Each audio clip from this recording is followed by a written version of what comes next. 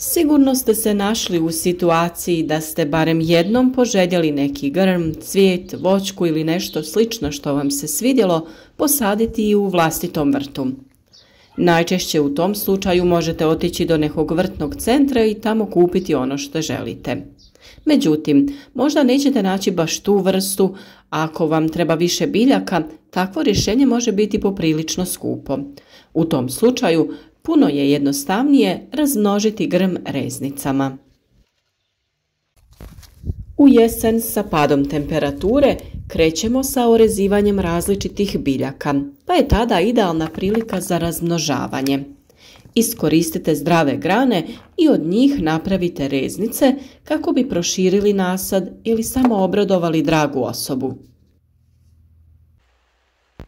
Na našem kanalu smo mnogo govorili općenito o razmnožavanju biljaka, pa ukoliko želite savladati sve načine uspješnog razmnožavanja, ostanite sa mnom do kraja videa.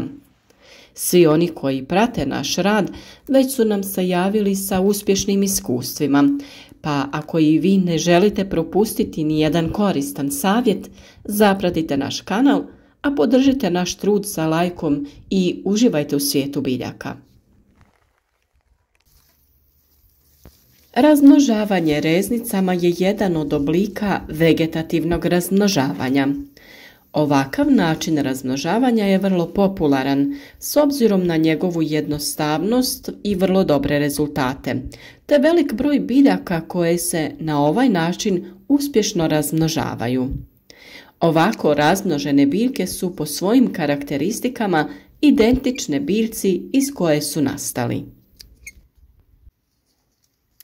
Reznica je vegetativni dio biljke, list, stablo, korijen, koji u povoljnim uslovima formira korijeni izdanak te ih dijelimo u 3 tipa.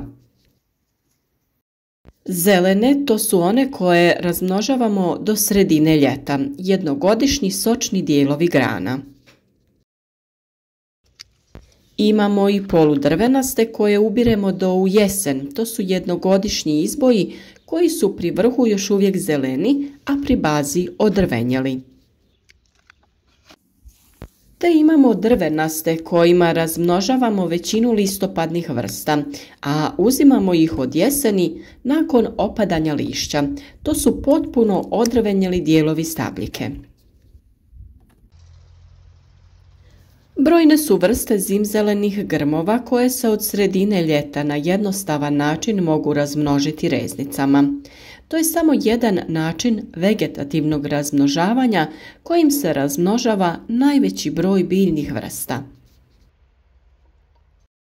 U nastavku ćemo govoriti kako pravilno uzeti reznicu i kako razmnožiti grm reznicama. S odabranog grma u rano jutro odrežite nekoliko reznica dužine 10 do 15 cm. Rez neka bude ispod koljenca, to je ono zadebljano mjesto na izboju.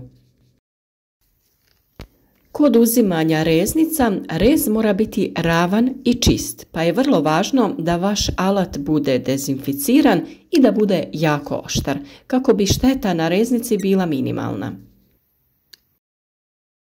Naime, tupe škare gnječe tkivo reznice, čime se otežava ukorijenjavanje i sama reznica je podložna napadu bolesti. Reznice odmah po uzimanju treba posaditi, no ako ih treba transportirati, umotajte ih u vlažan papir i stavite u plastičnu vrećicu. Sa ubranih reznica uklonite sve listove sa donjeg dijela, a kod bujnih vrsta gornje listove skratite na pola. Nemojte ih trgati, već ih alatom odrežite. Naime, najveća količina vode iz reznice isparava kroz listove, a samim smo odvajanjem od matične biljke naglo smanjili količinu vode i hranjivih tvari koje reznica može osigurati za preostale listove, pa smanjenjem lisne mase smanjujemo potrebu za vodom i hranom, dok se ne razvije korijen koji je dovoljno snažan da opskrbljuje biljku potrebnim tvarima. Kod crnogorice reznice ne režemo, već otkidamo zajedno sa komadićem starog drveta, takozvana reznica sa petom. Ako uzimamo reznice sa ruža, onda one moraju biti nešto duže i imati najmanje 3 do 4 okca. Reznice ruža najefikasnije je uzimati u augustu sa još nedozrelog jednogodišnjeg izboja, ali kod nas se vrlo efikasno pokazalo i razmnožavanje onih grančica koje odrežemo kada orezujemo grm ruže. Sljedeće što je potrebno jeste da neke posude, vazne, lončiće ispunite supstratom. Na tržištu se nalaze posebne mješavine upravo za ukorjenjavanje, a možete ih i sami pripremiti. Dovoljno je pomiješati jednake dijelove treseta i perlita, a ako ne možete nabaviti perlit, zamijenite ga sa pijeskom. Perlit je prirodni materijal koji se koristi kako bi osigurao da biljka ima dovoljno vlage. On naime upija vlagu iz supstrata i ravnomjerno je raspoređuje kada je ponestane. Kako bi pospješili ukorjenjavanje biljaka, donji dio reznice prvo umočite u vodu, a tada u praškasti hormon za ukorjenjavanje.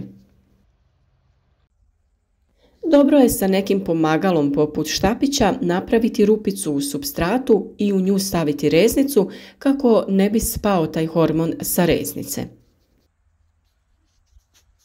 Tada je reznicu potrebno utisnuti do pola u zemlju. Lagano pritisnite supstrat oko reznice i dobro zalijte. Možete također koristiti i prskalicu, to je sprej bočicu, kako bi dobili finu vodenu maglicu, jer jači mlaz vode može pomaknuti reznice što ne bi bilo dobro. Budite oprezni. Ako nemate poseban plastenik za ukorjenjavanje, lončiće sa reznicama pokrijte prozirnom plastičnom vrećicom ili folijom koja će čuvati stalnu zračnu vlagu. Kasnije vrećicu ili foliju povremeno skinite kako bi prozračili reznice. Na taj način ćete spriječiti njihovo truljenje. Kako ukorjenjavanje bude napredovalo, a to je vidljivo po rastu mladih listića. Vrećicu i foliju potpuno treba ukloniti kako bi se biljke polako privikavale na vanjske uslove. Kada su se reznice ukorijenile, mlade biljke presadite u pojedinačne veće posude u kojima će rasti još neko vrijeme do sadnje na stalno mjesto. Umjesto u supstrat reznice nekih biljaka poput hortenzije, lovor višnje, oleandera, bršljana i drugih možete staviti i samo u posudu sa vodom. Prednost ovog načina je što prije sadnje možete vidjeti koja reznica je pustila korijen, a koja je propala.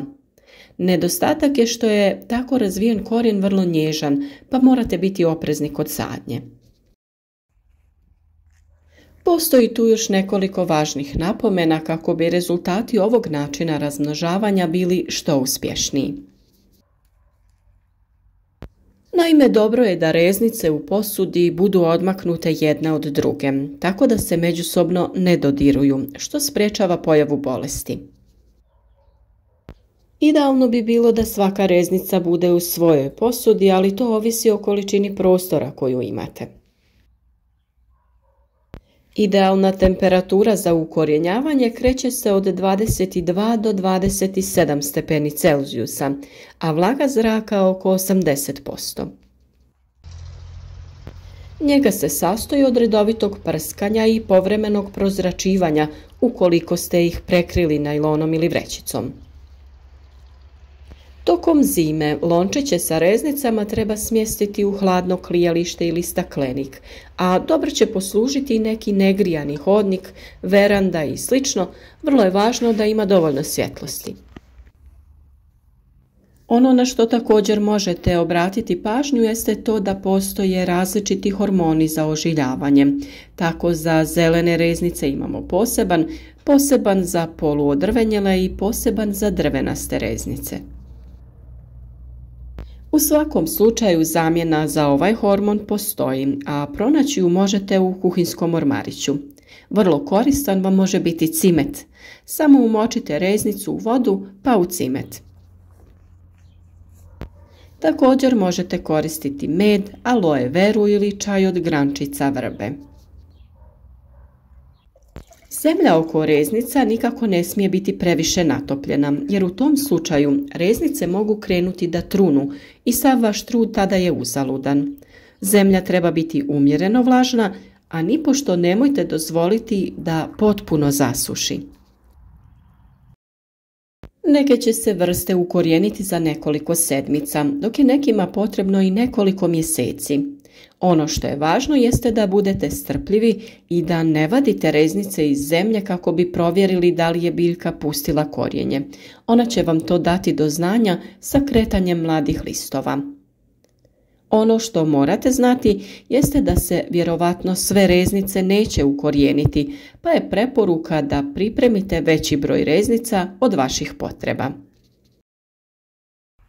Ukoliko se i dogodi da se sve reznice ukorijene, vjerujem da ćete im pronaći neko mjesto.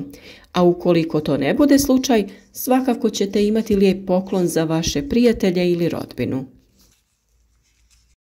Ako je ovaj video bio koristan za vas, podijelite ga sa prijateljima na društvenim mrežama kako bi i oni imali korist od našeg rada. Pišite nam vaša iskustva u komentarima i ne zaboravite biti i dalje uz nas, jer svaki dan donosimo novi koristan video.